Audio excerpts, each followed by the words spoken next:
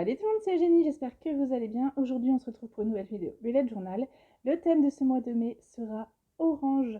En fait, j'ai décidé sur mes trackers de faire la couleur de l'arc-en-ciel. J'ai commencé par le vert, donc du coup, j'ai fait vert, bleu, violet, rouge. Donc là, maintenant, c'est tour du orange. Et le mois prochain, normalement, c'est censé être du jaune, à moins que je ne change d'avis d'ici là. Nous sommes le lundi 1er mai, donc il était temps que je publie cette vidéo. Bienvenue aux nouveaux abonnés. J'espère que tout le monde va bien, que vous avez passé un bon mois d'avril avec votre bulette. Moi, je vous avouerai que je m'en suis quasiment pas servi au mois d'avril. C'était la couleur rouge et je déteste le rouge. Très clairement, c'est vraiment pas ma couleur.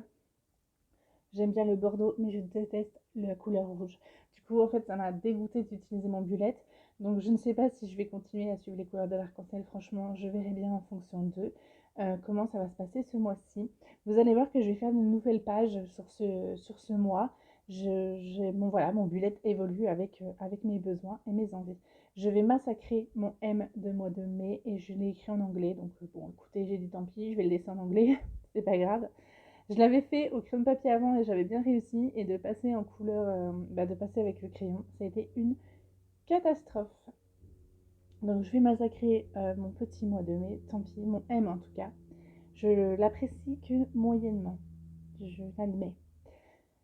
Donc pour le thème orange, j'avais pas beaucoup d'idées. Après, vous savez que j'aime beaucoup tout ce qui est végétation et tout ça. Donc du coup, je dis bon, on va essayer de trouver un truc qui va être pas trop mal, qui va me donner envie d'aller dans mon bullet, plus qu'en tout cas que ce que j'ai fait le mois dernier.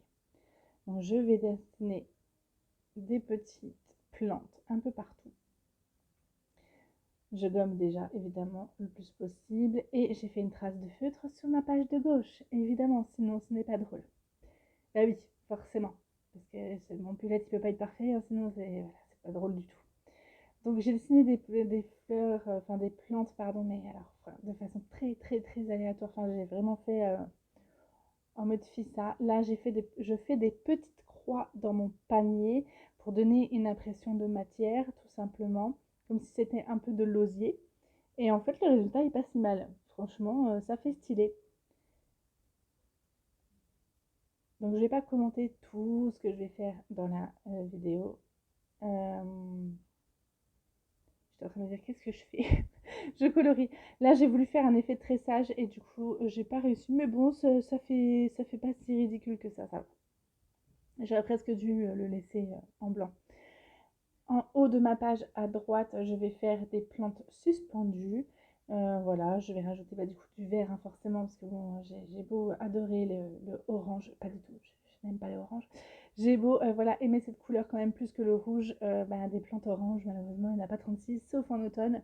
Mais du coup, voilà, je vais rajouter du vert. Alors là, c'est pareil, cette plante-là, je l'ai pas massacrée, mais en fait, j'ai fait des traits et sur ces traits, j'ai rajouté des épines, tout simplement. Je ne sais pas si vous allez bien la voir, mais peut-être que vous l'avez vu plus sur la photo de couverture. Je suis désolée pour le cadrage, hein, vraiment, franchement. En plus, on va m'emballer et tout. Bon, bref, c'est pas grave. Cette chaîne me ressemble. Bordélique, enfin bordélique. On va dire ça comme ça.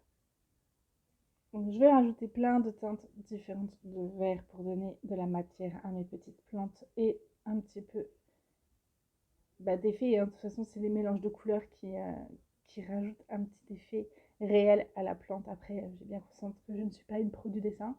Ça, je le dis à chaque fois que je fais une vidéo de bullet, mais c'est toujours d'actualité. Je ne suis pas du tout une spécialiste du dessin. Donc, du coup, je vais rajouter une autre petite plante à côté de celle-ci. J'aime beaucoup cette plante-là. J'ai pas fait exprès, mais j'aime beaucoup. Là, je vais rajouter une plante qui s'appelle une langue de belle-mère parce que je me suis aperçue en fait que j'en avais une dans mon champ de vision, juste devant ma fenêtre. Et je me suis aperçue que chaque feuille de ma langue de belle-mère que j'ai chez moi sont différentes. Genre j'en ai une, elle est jaune, j'en ai une autre, il y a plus de vert foncé, l'autre elle est plus vert clair. C'est trop rigolo. Elle est trop mignonne, mais elle est de toutes les couleurs en fait. C'est la même plante, mais elle est de plein de couleurs. Donc du coup, je rajoute des couleurs un peu partout. Et ensuite, je vais faire mon calendrier du mois. Donc j'en profite, maintenant que je vous ai dit tout ce que j'allais faire sur cette page, pour vous donner un petit peu des nouvelles de ce qui se passe dans ma vie. Nous allons adopter un petit chaton. qui s'appellera Urios. Donc c'est un chaton qui a été attrapé par la fourrière. Je vais essayer de vous mettre des photos en même temps. Je vais vous mettre une photo, donc âme sensible, s'abstenir. Voilà, il était dans un sale état. Maintenant, il va beaucoup mieux, comme vous pouvez le voir sur les photos suivantes. Euh, et ça fait combien de temps qu'il a la fourrière? Il est né approximativement le 10 mars et je l'ai rencontré, je sais plus, je crois que 5 semaines après, donc début avril, quelque chose comme ça. Et il revient de loin parce que quand ils l'ont trouvé à la fourrière, il faisait genre 300 et quelques grammes. Pour un chaton, c'est vraiment pas beaucoup. De son âge, en tout cas, c'était vraiment pas beaucoup. Mais comme vous pouvez le voir sur les photos que je suis en train de vous mettre là, ça y est quoi. Maintenant, il revit. Bon, il a eu beaucoup de problèmes de peau parce que la fourrière, en fait, les avait. Quand l'association dans laquelle je l'ai adopté l'a récupéré, la fourrière avait lavé la cage dans laquelle ils étaient à grande eau froide et évidemment avec les chatons dedans. Hein. Donc autant vous dire qu'il était en hypothermie. Il avait un problème de dermatose au niveau de la gueule. Ensuite, il a attrapé des micros au niveau des pattes, ce qui fait qu'il perdait son poil. Mais maintenant, ça y est, Urios, il est au taquet, il va super bien. Et donc, il arrivera la semaine prochaine, samedi prochain. Enfin, là, dans quelques jours. Du coup, je suis trop contente, j'ai trop hâte de voir comment ça va se passer. Donc, il est tout petit, hein, même pour son âge, pardon, il fait encore que 730 grammes. Hier, c'était ça, 730 grammes. Non, pas hier, vendredi. On est lundi. Donc vendredi, il faisait que 730 grammes. On ne peut pas adopter un chaton qui fait ce poids-là. Il fallait attendre qu'il fasse 800 grammes. Et il fallait attendre au moins le 10 mai pour pouvoir le récupérer. Donc du coup, ça y est, ça sera bon. Je vais le récupérer le 9. C'est ça. Euh, le 9. Bon, bref, vous avez compris quoi. Je vais récupérer Urios samedi qui vient. J'ai trop hâte qu'il arrive dans la maison. Ça va être un bébé. Je sais très bien pourquoi j'ai adopté ce chaton là et pas un autre déjà prêt à l'adoption. C'est parce qu'il était en petit poids en fait. C'était comme un petit prématuré.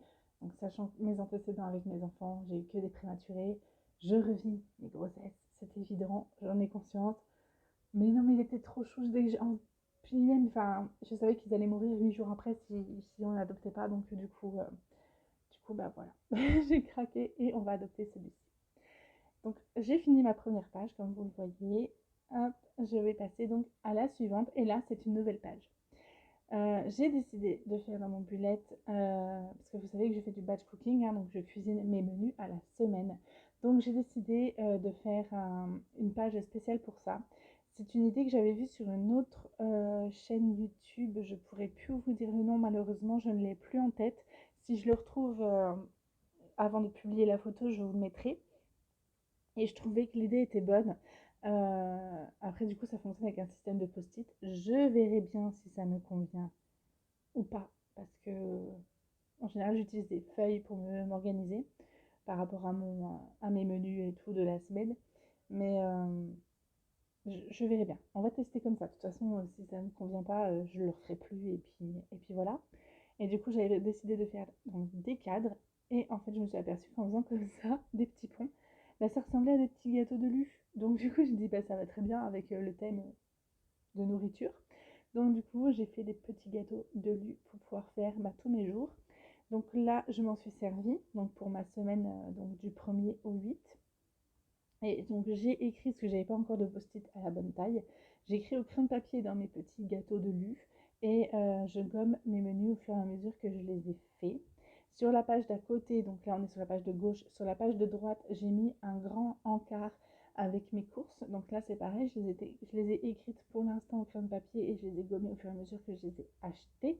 L'idéal, ça serait d'avoir des post-it que je puisse coller et ensuite bah, les retirer. Après, au niveau écologie, c'est quand même pas ouf d'utiliser 150 post-it au mois. J'abuse, mais bon, ça fait 7 par semaine, hein, donc vous faites le calcul. Je pense que le crayon papier, ça me conviendra. Puis bah, la dernière semaine, je peux très bien les laisser en crayon. On verra.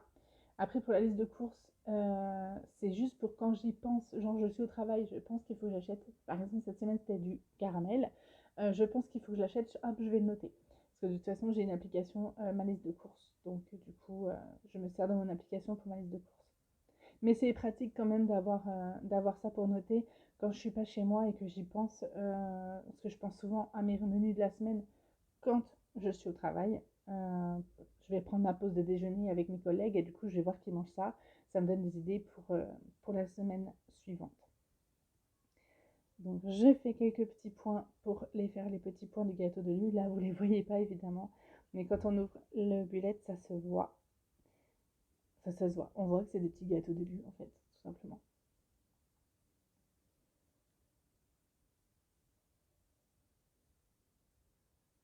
Quoi vous dire d'autre? Je me suis recommandé 3 bulettes de la même marque que celui que j'utilise. Donc, si vous vous souvenez bien, quand j'ai fait les unboxings, j'en avais commandé deux. Donc, celui que j'utilise là, le Rose Gold.